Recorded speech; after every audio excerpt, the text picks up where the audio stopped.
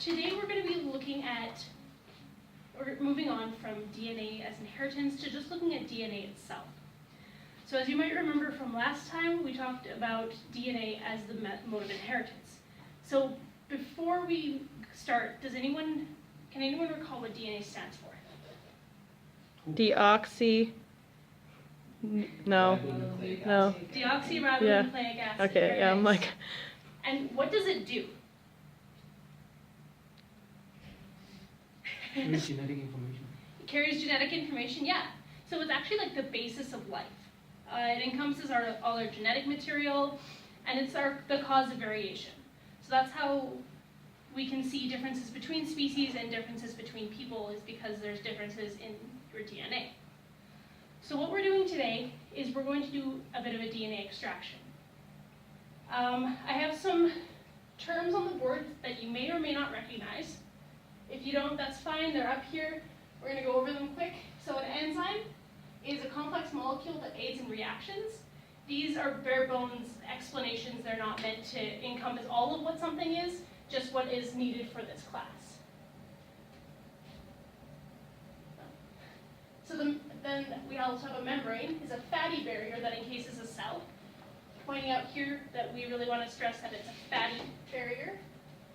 Wheat germ is the embryo of a wheat seed, and the precipitate is a solid product formed from the reaction within a solution.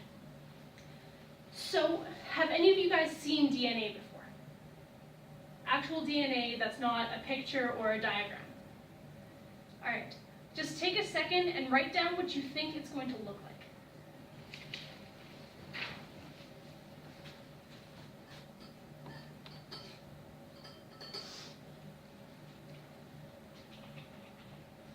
So while you do that, I'm just going to add a little bit of cold water to this hot water here just to get it to the right temperature, so we can start our demo.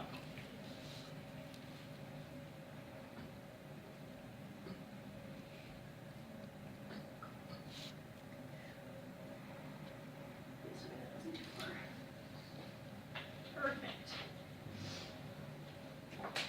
So, to start our demo off, I'm going to measure out 20 milliliters. Just going to make sure that's correct.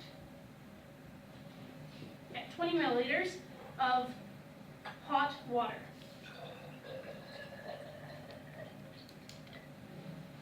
Perfect. And I'm going to add it to this. So when I start mixing, can you time me for 3 minutes, please? So what I'm doing is I'm adding this hot water that's around 60 degrees Celsius to wheat germ. And I'm going to mix constantly for about 3 minutes. So what do you think the wheat germ is going to contribute to this demo? Like DNA material? Yeah, exactly. The wheat germ is the embryo of a wheat seed, and therefore that's where the DNA of the wheat would be. So as I mix, I'm mixing the wheat germ, which is the DNA, with hot water.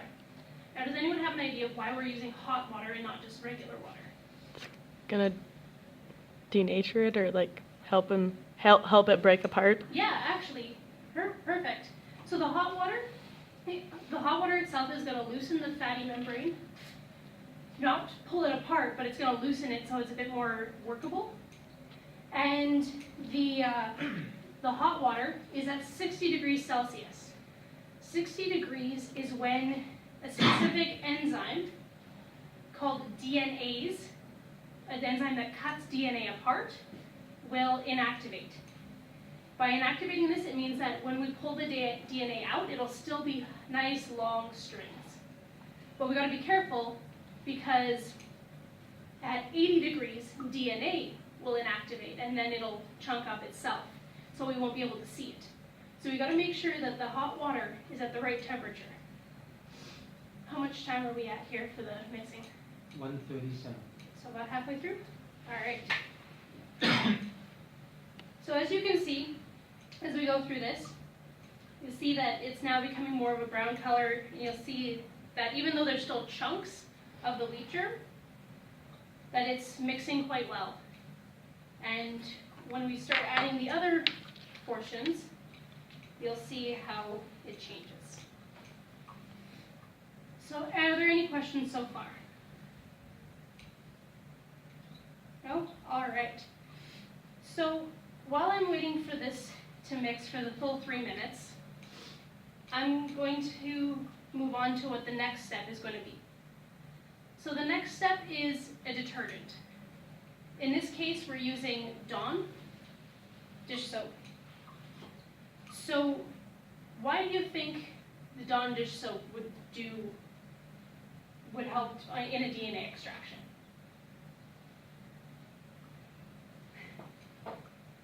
Reminder that the membranes are made of fatty, Fatty acid. well, kind of. They're made of lipids, so they're very fatty. And think about what happens when you do the dishes to a big glob of. 3 minutes now. So I'm going to now add that dish soap, just 1 milliliter of it. Takes a little bit because it's thick.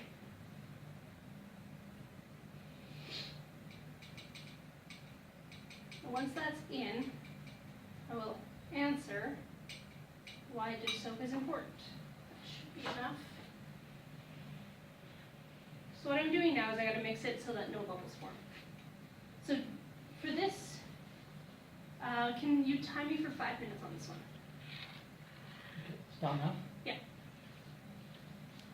So dish soap or a detergent is important for this one because it helps to pull apart those membranes. So imagine you're doing the dishes and you have a nice big glob of oil or fat from cooking bacon or something. And you drop your dish soap on it. What happens? The oil goes, right? And totally separates from one another. That's essentially what we're looking at here in a much smaller scale. When we add the dish soap, the fatty membranes break apart from one another. And they're actually pulled apart because of the soap.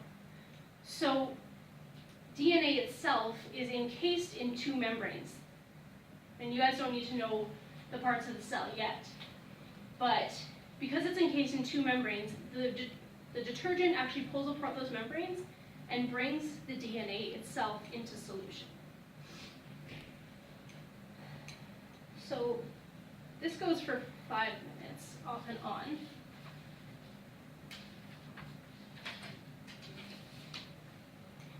So up to this point, we haven't been able to see any DNA.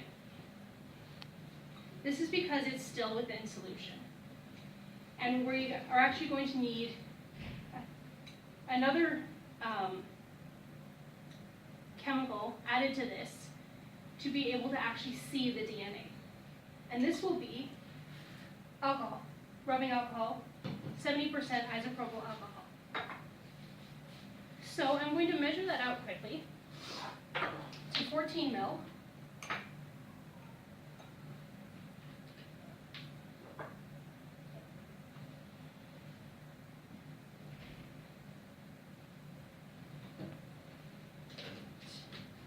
And at the end of 5 minutes, I'm going to add that. So I'm going to ask you guys again. Anybody have any idea as to what the alcohol is going to be doing in the DNA extraction? Break down the cell wall. More or less, yeah.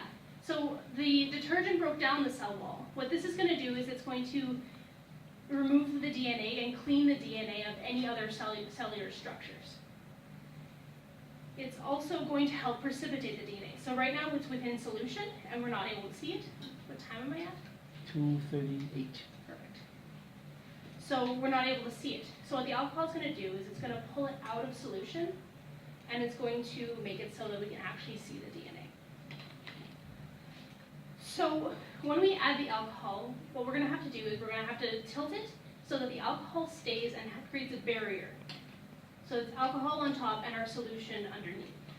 So this is done because we're using 70% isopropyl alcohol, which means that 30% of it's already water. If we add any more water to it, which is what is in here already, it's going to dilute that, and the alcohol is not going to take effect. Perfect. right on target. 322. Perfect. So,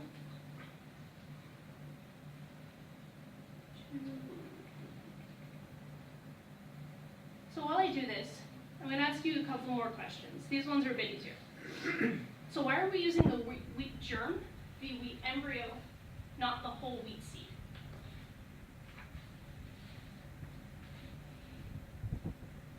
The DNA is not in the rest of the. Exactly. The DNA is not in the rest, and if we use the whole wheat seed, we'd have to add a bunch more chemicals to be able to remove all of that extra stuff. So we just take extracted wheat germ.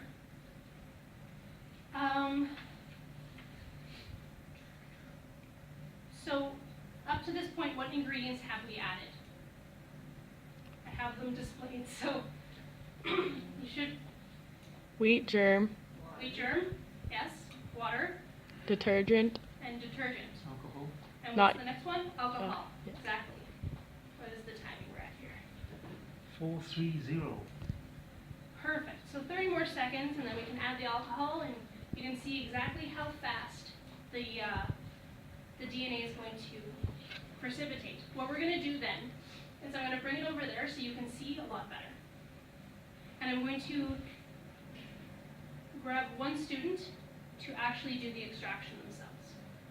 I determined this a while ago by asking everyone. Hands up. So here we go. Here's the alcohol going on. It's going to create a barrier.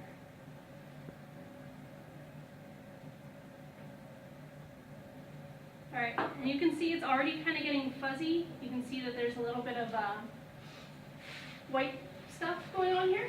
So what I'm going to do is I'm going to bring it over here so you can see it. Hopefully this works. So what you can see is this white stuff here that's going across like this. That's all DNA that's precipitating out. I'm going to get you to grab this white, or this rod. What you're going to do is you're going to dip the rod into the solution all the way to the bottom and slowly bring it up, like scoop. And see if you can grab any of that DNA.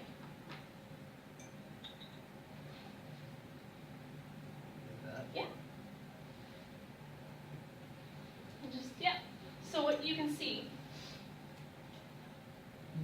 is that gloopy stuff is the DNA. So the scum that we see in the lake could be DNA. Not necessarily. It needs to be a specific bunch of chemicals that you don't necessarily find a lot of. But it looks kind of snotty,